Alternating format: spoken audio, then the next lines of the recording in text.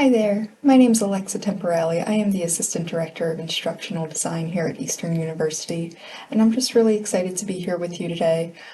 Eastern is celebrating its 10th year with Brightspace.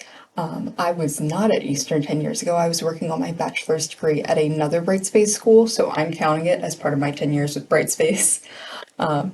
But I'm just really happy to be here with you today talking about how we get faculty and students started with Brightspace because that is a key aspect to our success with the platform. So the first thing to know is that consistency is key, both aesthetically and functionally. If you ask my team, they'll probably say I put way too much emphasis on the aesthetics, but I really don't want to be staring at an ugly website all day. That being said, consistency is also very important for functionality. From a cognitive load perspective, the goal is a simple one. We want students and faculty to be able to focus on the actual content of the course, not wasting brain power on finding where things are. So basically, we don't want students going on a scavenger hunt every time they need to submit their final project. To support this, we train our faculty to be consistent in their course design. We have standard setup for modules, naming conventions, and placement of key resources. Every course uses the same nav bar, and we have a limited number of course homepages that are rolled out on a program-by-program basis.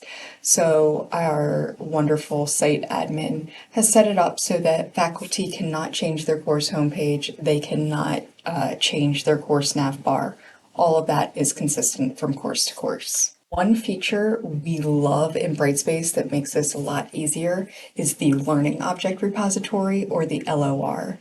So it lets us create reusable content. For instance, we use it to create our student support module, which is just a bunch of pages of information about how our students can get support, whether it be academically, counseling, career development, whatever they need.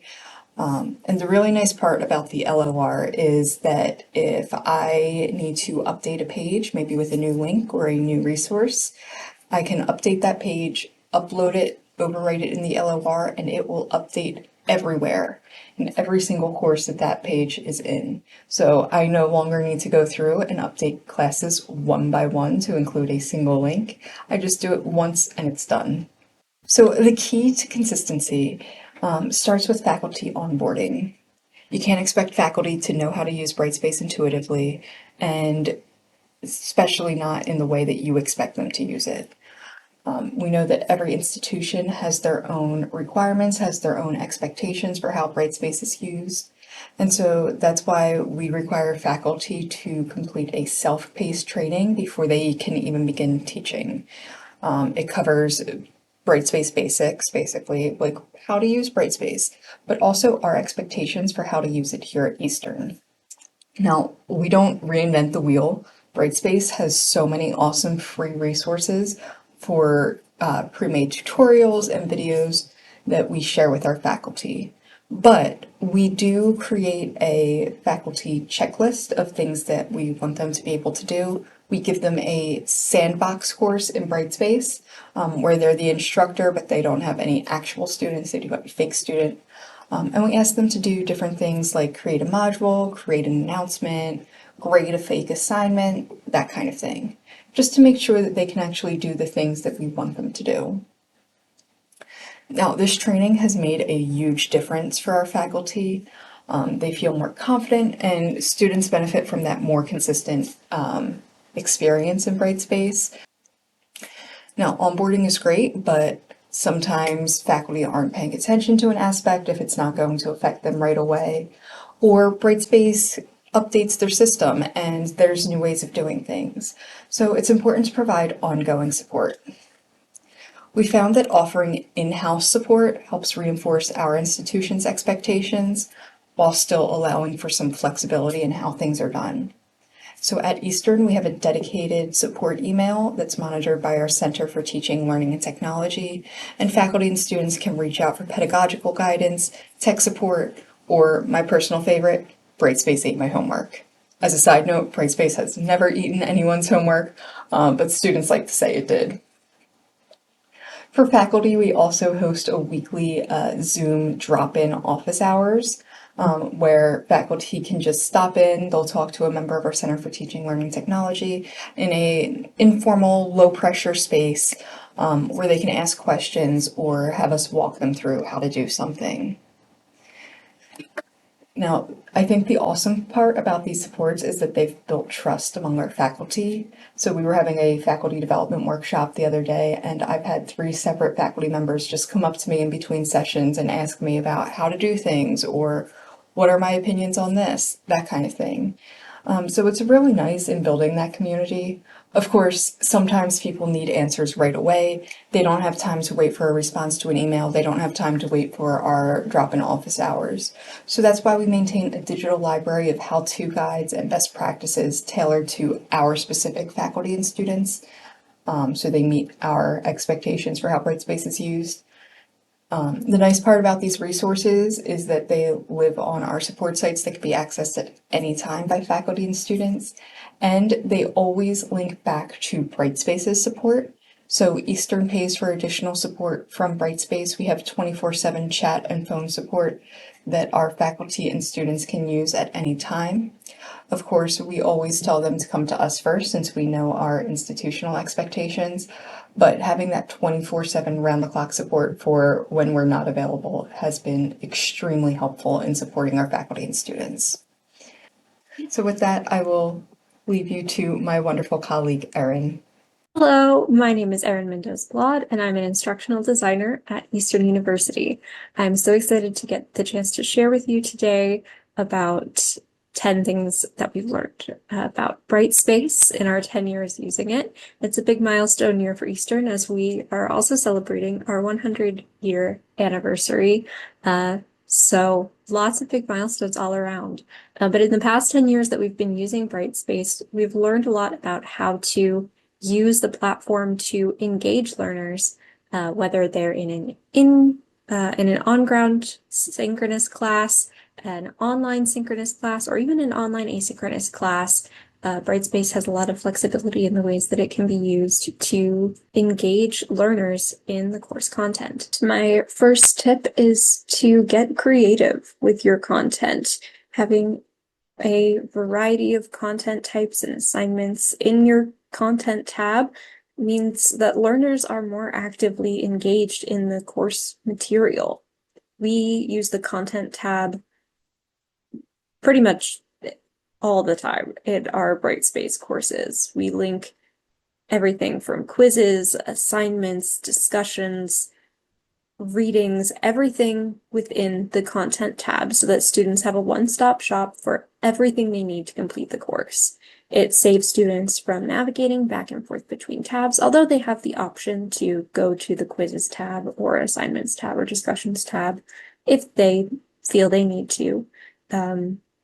But having it in content was we found the easiest solution for us. We encourage faculty to use a variety of content types in their courses so that it's not just all one PDF reading after another PDF reading or podcast after podcast, YouTube video after YouTube video. We encourage instructors to think about the way that content interacts in their course. So having a lecture video followed by a reading, followed by a discussion, followed by an assignment. This means that there is always something new for students to discover, and they get to learn from a variety of perspectives that way.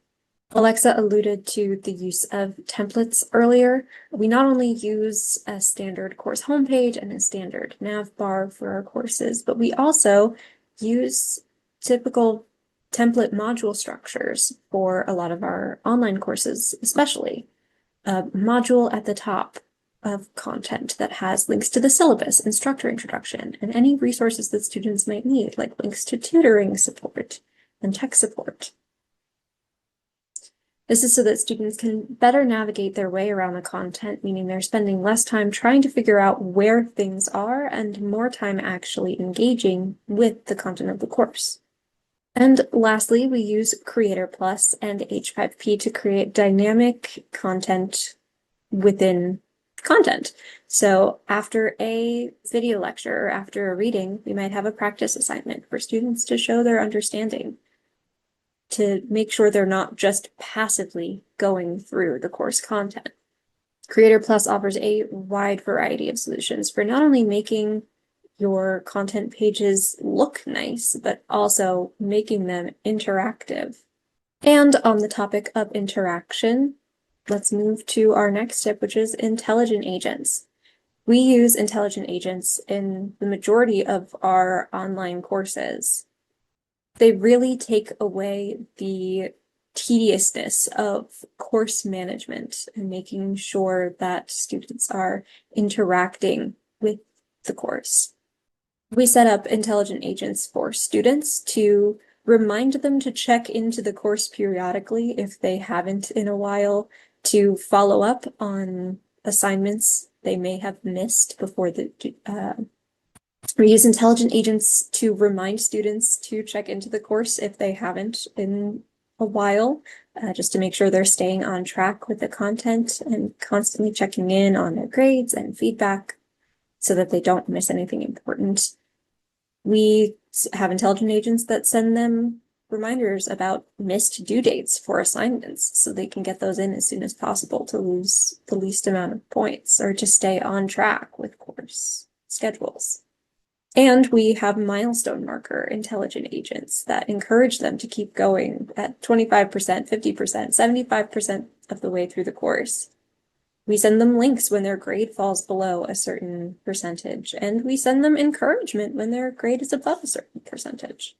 We also have intelligent agents set up for instructors to make sure that they're checking into the course periodically to keep up on grading and to make sure that they're staying on top of student progress, that they can check in personally if need be. And we also use intelligent agents to auto-enroll students in departmental sites or to auto-enroll faculty in faculty workshop sites or resource sites. Intelligent agents are incredibly powerful tools, and if you're not already using them in your institution, highly recommend you take a look and see what they're capable of and see what intelligent agents you could create that suit the needs of your institution. Another thing you can do in Brightspace to make it more customizable to you and your institution is to partner with D2L's partner solutions. We've worked with many of D2L's partners over our 10 years. And these are the ones that we've found the most helpful for our institution and the needs that we have based on feedback from instructors and students. We integrate with textbook companies like Macmillan and Cengage to make sure that students' textbooks are accessible within Brightspace content. They can complete workbook activities and get their grades automatically synced to the gradebook. Our online courses have a lot of recorded video lecture content, and so we needed a place to store them. So we're working with Panopto, which allows us to not only store our videos, but to make them interactive by adding embeddable quizzes. Our online courses also saw a need for easily gradable discussion boards. So we partnered with Harmonize that has an auto grade feature based on students' completion. In all of our courses, on ground and in person, we have a need to check for academic integrity for assignments, and so we partner with Turnitin. And just recently, we began proctoring exams for our courses using HonorLock. While these partner solutions are right for us and our institution's needs, they may not be right for you and your institution's needs. I highly encourage you to take a look at the list of D2L's partner solutions to see which ones might address the gaps that some of your students or instructors or administrators are seeing within Brightspace. Because while Brightspace itself can do so much and it's so versatile as a learning management system tool, you can further customize it by using these external tools that Brightspace recommends as good solutions. I'm now going to pass it off to my wonderful colleague, Sue, to talk about the administrative side of what we've learned in Brightspace. Hi, my name's Sue Yabor. I am the Brightspace Administrator for Eastern University. I've been part of this team for 14 years now, so I was part of the group that helped to choose Brightspace as our learning management system and make the transition from Blackboard to Brightspace 10 years ago.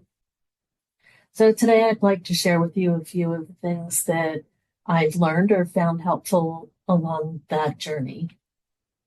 So one of the tools that we have made a lot of use of is the Performance Plus and the Insights portal.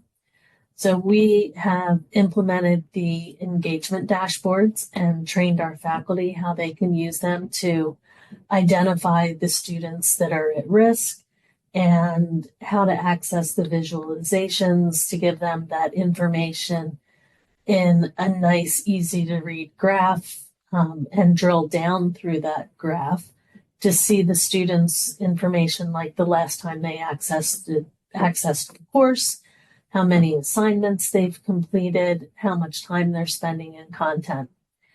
Then we've built a little bit further off of that and created some custom dashboards. So using the Insights Report Builder, we've created different dashboards for different groups within the university to help them with specific tasks. One of them is granting information about the attendance tracking for one branch of the university.